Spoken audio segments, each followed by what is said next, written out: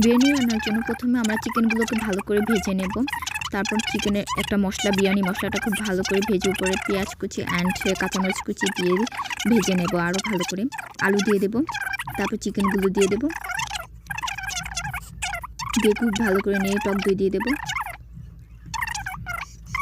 দিয়ে দেব লবণ অ্যান্ড চিকেনের কাচ্চি মশলা, উপরে বেরেস্তা দিয়ে পানি দিয়ে সিদ্ধ করে নামিয়ে নেব।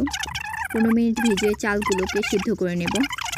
তারপর সিদ্ধ হয়ে গেলে একটা পাতিলে প্রথমে আমরা রান্না করা চিকেনটা দিয়ে দেব, তারপর দিয়ে দেব সিদ্ধ করা চাল, সাদা ভাত অ্যান্ড বেরেস্তা সব কিছু দিয়ে উপরে টেস্টিং সল্ট দিয়ে দেব, জায়ান অ্যান্ড কেওড়া জল ছিটিয়ে দেব, আবারও দিয়ে দেব পেঁয়াজ বেরেস্তা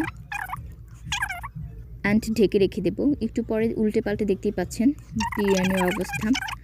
হ্যাপি নিউ ইয়ারের উপলক্ষে আমরা